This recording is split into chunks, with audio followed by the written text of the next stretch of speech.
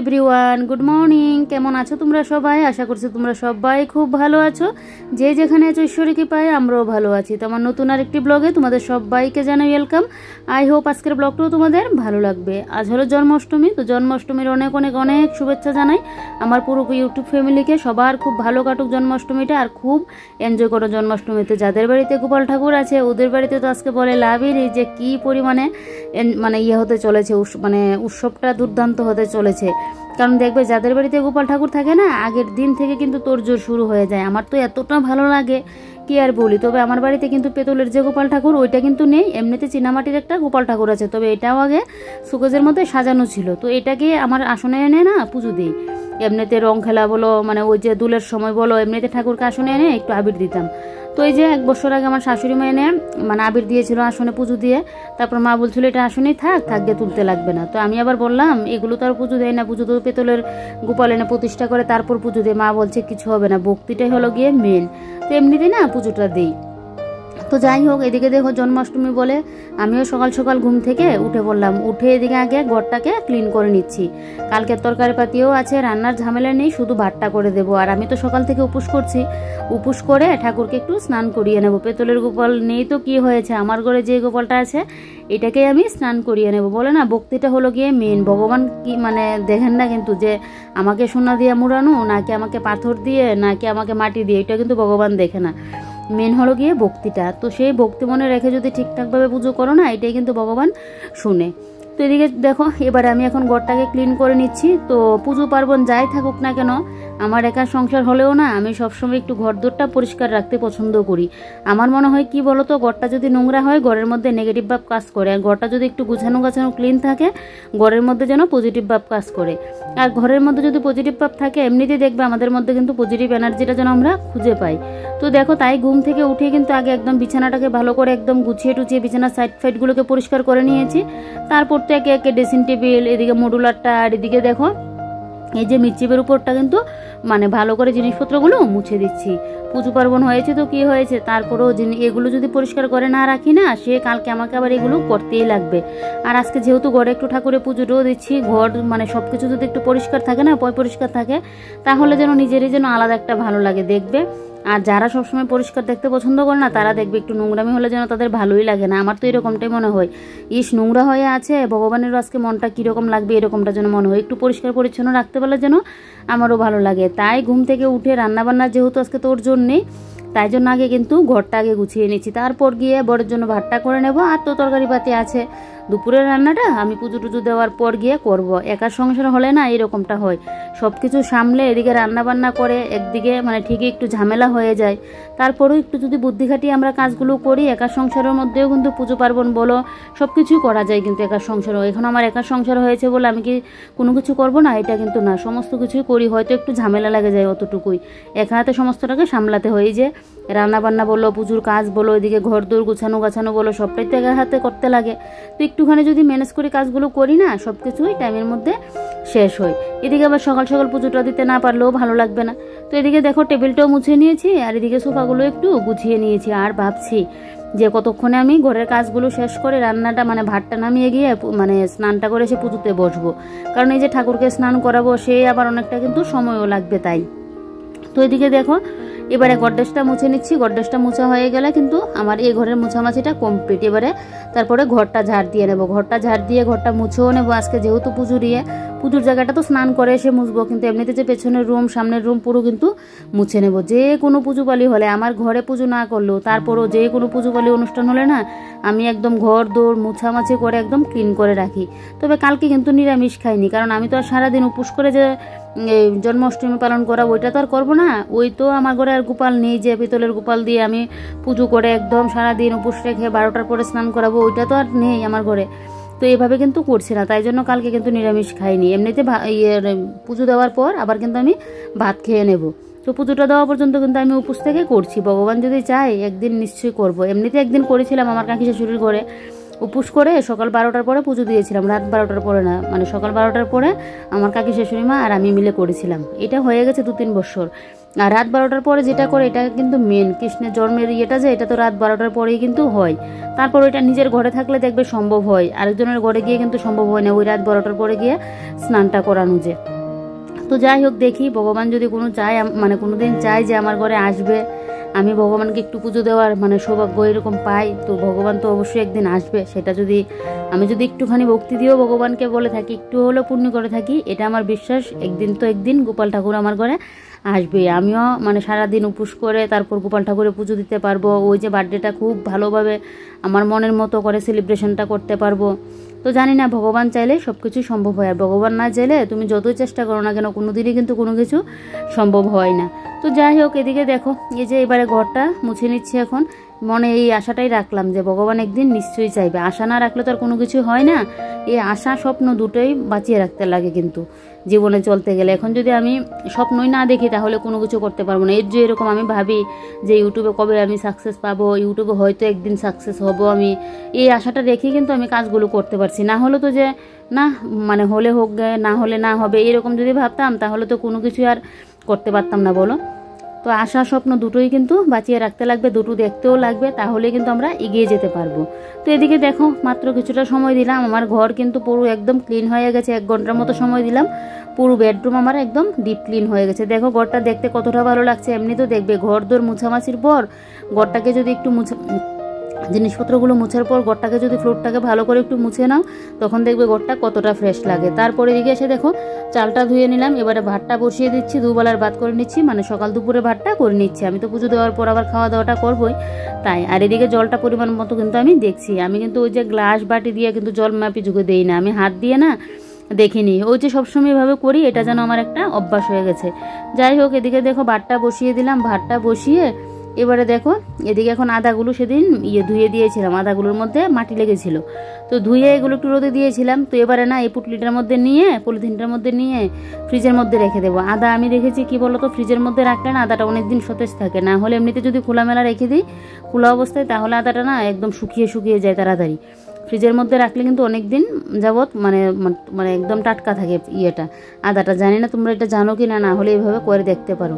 তারপর তোমাদের দাদাভাই গাছ থেকে 3-4টা বেগুন নিয়ে আসলো, তো বেগুনটাও ফ্রিজে রেখে দিলাম। এখন তো আর কোনো কিছু করবো না, মানে একদম পুজো দেওয়ার পর রান্নাবান্না সমস্ত কিছু করব। তো এবারে দেখো এই যে এদিকে বলটাও রয়েছে, এদিকে বাটি, আর ওই যে চালনিটার মধ্যে একটু চাল ছেড়েছিলাম, তো ওইটাও রয়েছে। তো এগুলো এবারে ধুয়ে টুয়ে একদম জায়গা মতো রেখে দেবো। আর এই বলটার মধ্যে না আমার কিছুটা চাল ছিল, তো আজকে রান্নার পর এটা শেষ হয়ে গেছে, তাই জন্য কিন্তু আমি বলটাও এখন ধুয়ে দিচ্ছি। এই বলটা কিন্তু আমার এমনিতে কাজে লাগে না, আবার অনেক সময় একটু বেশি জিনিস হলে তখন গিয়ে লাগে, না হলে এমনিতেই পেছনের রুমেই থাকে আমার এটা। নতুন যখন একটা সংসার হয় না, তখন দেখবে সংসারে ছোট বড় খুঁটিনাটি কত জিনিসের যে দরকার পড়ে। একটা সময় দেখবে আবার ওই যে প্রথম যে জিনিসগুলো লাগতো এই জিনিসগুলো যেন আর মানে লাগে না, মানে দিন দিন যখন একটু পুরনো হয়, কিন্তু প্রথম অবস্থায় দেখবে কত জিনিস না সংসারের মধ্যে না আনা হয়। এই বলটাও কিন্তু আমার অনেক আগেরই, তো এটা ইউজ করা এখন আর হয় না। আগে তরকারি পাতি এগুলো রাখতাম, আলু টালু এগুলো না এটার মধ্যে রাখতাম। আর তারপর তো দেখবে যত দিন যাবে ঘরের মধ্যে জিনিসপত্র আনা হবে, জায়গা হয়ে গেলে তখন দেখবে এই জিনিসগুলো যেন আর লাগে না। তারপর ওইটা তো প্রথম ওই যে তখন আনা হয়েছিল, এগুলো কিন্তু ভুলার না, দেখবে প্রথম যে জিনিসগুলো কেনা হয় সংসার করতে গেলে। তো যাই হোক, এদিকে বলটলগুলোকে একদম ইয়ের মধ্যে রেখে দিয়েছি, বড় বলটার মধ্যে রেখে দিলাম, তরকারিটাকে একটু গরম করে নিয়েছি, আর এদিকে ভাতটা তো বসিয়ে দিয়েছি। আর এদিকে দেখো আমি কিন্তু এখন মুখটা ধুয়ে নিচ্ছি, আর এদিকে আমার ভাতে দিয়ে দিচ্ছে সিটি। এটাই হলো গিয়ে মেয়েদের জীবন। এই যে বিয়ের আগে একরকম দেখো ঘুম থেকে উঠে ব্রাশটা করে একদম টিফিন খেতে বসে পড়তাম, আর এদিকে দেখো মুখে ব্রাশ নিয়েও যেন আমার আর শান্তি নেই। মুখে ব্রাশটা নিয়ে এদিকে সিটি দিয়ে দিল ভাতে, তো ভাতটা নামিয়ে নিলাম, নামিয়ে এবারে দেখো গ্যাসটাও মুছে নিচ্ছে। আমার না সাথে সাথে যদি রান্না করার পর গ্যাস ট্যাস না মুছি আমার জন্য ভালো লাগে না, তবে এটা মুখ ধোয়ার পরেই করতে পারতাম। আমার মনে হচ্ছে একটু লেট হয়ে যাচ্ছে, এদিকে বেডরুম ক্লিন করলাম, এদিকে আবার রান্না করে এসে কিছু কাজ করলাম, তো মানে লেট হয়ে যাচ্ছে বলে তাড়াতাড়ি মুখটা ধুয়ে চলে গেলাম ছুটে স্নান করতে। স্নান করে এসে এবারে দেখো কাপড়গুলো কিন্তু আমি এখন মেলে দিচ্ছি। এই যে দেখো একদম খড়খড়ে রোদও দিয়েছে, কদিন যাবত তো বৃষ্টিতে চারিদিকের অবস্থা পুরো খারাপ, বন্যা হয়ে যা অবস্থা, পুরো ফ্লোর হয়ে কি অবস্থা না চারিদিকের, কত মানুষের কত যে কষ্ট। যাদের তো মনে করো ঘর দুয়ারগুলো আছে তাদের তো একটু হলেও আছে, আর যাদের তো একদম ঘর দুয়ারই পুরো জলে ভাসিয়ে নিয়ে গেলো তাদের তো কি কষ্ট যে। একদিকে তো খেতে কষ্ট, একদিকে থাকার কষ্ট, সব দিকে কষ্ট হচ্ছে। তারপর দেখবে পয়সা কড়িও থাকবে না হাতে, সে তো যে কত কষ্ট গরিব মানুষের। যাই হোক, এদিকে দেখো, এদিকে কাপড়গুলো বাইরে মেলে দিয়ে আগে সিঁদুরটা পরে নিচ্ছি, কারণ একজন বোন আমাকে কমেন্ট করেছিল স্নান করে এসে আগে সিঁদুরটা পরতে লাগে, তারপরে আবার এই যে চুল বাঁধাই অবস্থায় নাকি সিঁদুরটা দিতে লাগে। তো তাই আমি চুলটা বেঁধেই কিন্তু সিঁদুরটা পরছি। আর একটা জিনিস দেখো বন্ধুরা, ওই যে আমি গলার চেনটা দিয়ে রাখলাম না, ওইটার ঘাটটার মধ্যে দেখো আমার একদম একটা সাইড দিয়ে যেন সাদা নাইটা কিন্তু কীরকম যেন একটা হয়ে আছে। সেদিন ও বলছিল, আমার বড় বলছিল, দেখো পেছনটা দিয়ে যেন একদম সাদা সাদা হয়ে আছে, এটা কি চেনটার জন্য এরকম হয়েছে নাকি? কতদিন যাবত না বেশ চুলকাতো, কি জানি কি হয়েছে, এখন আবার চুলকাই না, কিন্তু জায়গাটা যেন কীরকম হয়ে আছে। তো এবারে দেখো, এখন এসে ঠাকুরের জায়গাটা ভালো করে মুছে নিচ্ছি। আর এদিকে আমার শাশুড়ি মা কিন্তু বেলপাতা, দুব্ব, ফুল এগুলো তুলে দিয়েছে। তো এই জায়গাটা মুছে তারপর এদিকে আমার বাসন কুসন মাজেই আছে, কাল সন্ধ্যাবেলায় বাসন মেজে রেখে দিয়েছি সমস্ত কিছু। এদিকে দেখো রেডি করে এবারে বসা করলাম গোপালকে স্নান করে। তার এই যে দেখো আমার চীনামাটির গোপাল, এটা কিন্তু আমার বিয়ের আগের, কিন্তু আমাদের সুকেজে সাজানো ছিল। বিয়ের পর আমি এটাকে বাড়িতে নিয়ে আনলাম, তো এখানে এনেও কিন্তু সাজিয়েই রাখতাম সুকেজের মধ্যে। তারপর এই যে একদিন আমার শাশুড়ি মা এনে বসালো, তারপর থেকে আসনের মধ্যেই পুজোটা দিই। তো এটাই মনে একটা প্রার্থনা যে ভগবান যদি কোনোদিন চায়, ভগবান সত্যিই আমার ঘরে আসবে, আমিও কোনোদিন একটা পেতলের গোপাল এনে এরকম প্রতিষ্ঠা করে তারপর পুজোটা দিতে পারবো। এখন তো আর একটা রুমের মধ্যে সম্ভব না, এই ঠাকুর ঘর দেখবে আলাদা হলে কিন্তু ভালো, এই যে এক রুমের মধ্যে সমস্ত কিছু করা, ওটা হলে তো কষ্ট হয়ে যায়। তাই যদি ভগবান চাই কোনোদিন আলাদা করে ঘর হবে, আলাদা করে গোপাল এনে আমিও আলাদা করে একদম সুন্দরভাবে ঠাকুরের উপোসটা করে ঠাকুরের পুজোটা করতে পারবো। সব কিছু হলো গিয়ে ভগবানের হাতে।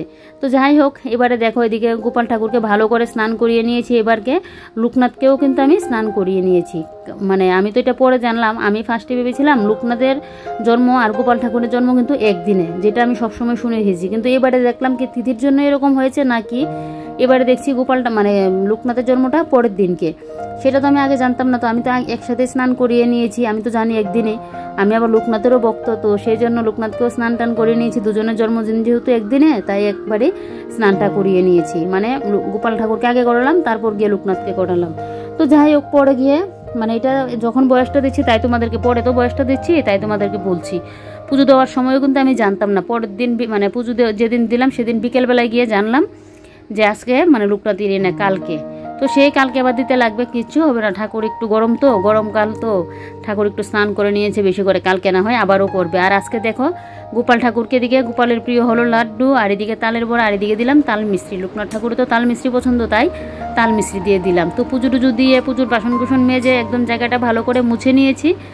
নিয়ে তারপরে এই যে দেখো আমি কিন্তু এখন বসে পড়লাম খাওয়া দাওয়া করতে। আর আজকে যে গোপালকে পুজো দিয়েছি, আমি কিন্তু একদম ধোয়া কাপড় চোপড় পরিয়ে নতুন করে আবার সমস্ত কিছু আগের সব কিছু বদলে তারপরেই কিন্তু গোপাল ঠাকুরকে পুজোটা দিয়েছি। আর এখন যেহেতু বয়সটা দিচ্ছি না, আমি পেছনের রুমে বসে তো বয়সটা দিই, সেই গোপাল ঠাকুরকে দেখছি আর এই যে বয়সটা দিচ্ছি। তো যাই হোক, এদিকে দেখো এবারে খাওয়া দাওয়াটা করে নিচ্ছি।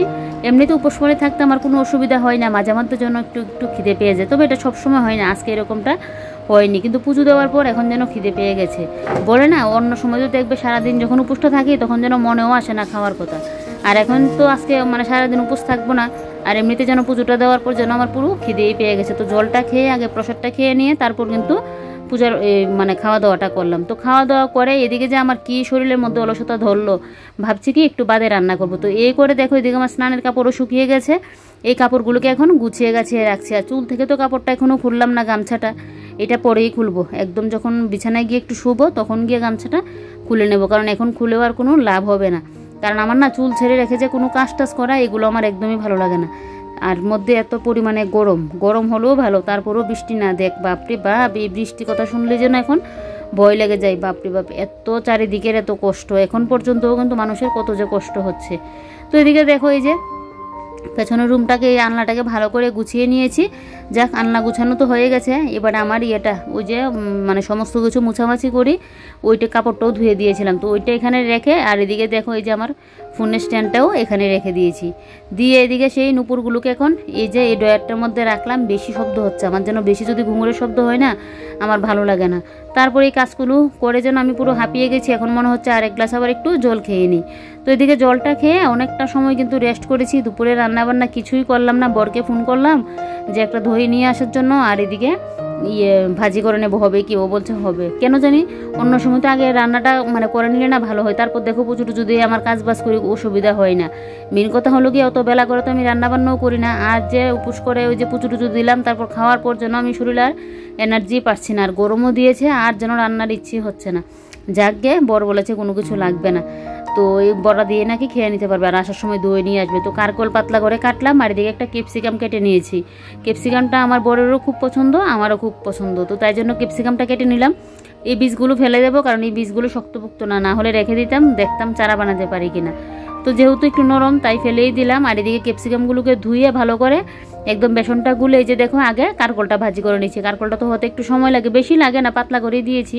তারপর গিয়ে এই ক্যাপসিকামগুলো ভাজবো। তারপর তোমাদের দাদাভাইও চলে আসলো, এই যে দেখো দই নিয়ে আসলো। আর দই যে আনলো, ওনাকে বললো একটা দই দিতে ভালো মানে ভালো দেখে, উনি তো দিয়ে দিল। আর দই একদম পুরো বরফ হয়ে আছে, সেই তো দুপুরবেলায় আর দই খেতেই পারিনি, এত পরিমাণে বরফ হয়ে আছে। সেই তারপর গিয়ে ভাজা দিয়ে খেতে হলো। তারপর গিয়ে দুপুরে খাওয়া দাওয়া কমপ্লিট করে বিকেলের কাজ বাজ করলাম। এবারে দেখো সন্ধ্যার ড্রেসটা চেঞ্জ করে এদিকে আমি এখন গোপাল ঠাকুরের যে অষ্টতর শতনাম এই বইটাও কিন্তু পড়ে নিয়েছি। পরে এদিকে মাথায় দিয়ে নিচ্ছি তেল, মানে চুপচুপে করে তেলটা দিয়ে নিচ্ছি। আমার যেন মাথাটা এত পরিমাণে চুলকাচ্ছে, বুঝতে পারছি না কেন এত চুলকানো হচ্ছে। তো মাথায় ভালো করে না তেল দিয়ে নিচ্ছি। এদিকে আমার শাশুড়ি মাও আসলো, তো শাশুড়ি বউভাতে মিলে গল্পও হচ্ছে, আর এদিকে আমি মাথায় তেলটা দিয়ে একদম একটা বিনুনি করে নেব। তো দেখলেই তো বন্ধুরা, সকাল থেকে ঘুম থেকে উঠে এদিকে বেডরুম ক্লিন করে, একদিকে রান্না করে, রান্না বলতে কি ভাতটা শুধু রান্না করলাম। তো রান্না করে এদিকে আবার ঠাকুরের ইয়েও করলাম, দেখলে গোপাল ঠাকুরের পুজোও দিলাম। দিয়ে আজকে সারাদিনের কাজ বাজ আমি কীভাবে কী করলাম সমস্তটাই তোমাদের সাথে তুলে ধরলাম। তোমাদের কী রকম লাগলো কমেন্ট করে তোমাদের মতামতটা জানাবে, কারণ তোমাদের কমেন্টগুলো পেলেই কিন্তু আমি নেক্সট দিন যে ব্লগ করব সেই কাজের যেন উৎসাহটা যেন পাই। তো তাই তোমাদের সবাইকে একটা কথা বলি, প্লিজ সবাই আমাকে কিন্তু কমেন্ট করে বলবে যে আমার ব্লগগুলো তোমাদের কীরকম লাগে। তো যদি ভালো লেগে থাকে একটা লাইক করে দেবে, অনেক অনেক ভালো লাগলে একটু শেয়ার করে দেবে।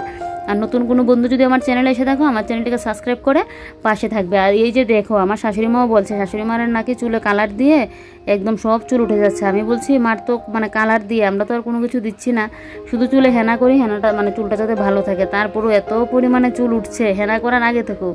আগেও আমি যদিও বিয়ের আগে হেনা করতাম, হেনাটা করলে আমার চুলটা মনে হয় চুলটা একটু কম উঠে, না হলে যা পরিমাণে চুল উঠে কি আর বলি। এখন সবারই একটাই সমস্যা, শুধু চুল উঠে। এটাই আমি শাশুড়ি মাকে বলছিলাম যে কালারের দোষ নয়, এমনিতেই চুল উঠছে। তারপরেও কালারটা তো একটু কড়া, কেমিক্যাল মিশানো থাকে, সে তো উঠতেই পারে। যাই হোক, চলো আজকের ব্লগটা তাহলে এখানেই শেষ করছি। Bye bye.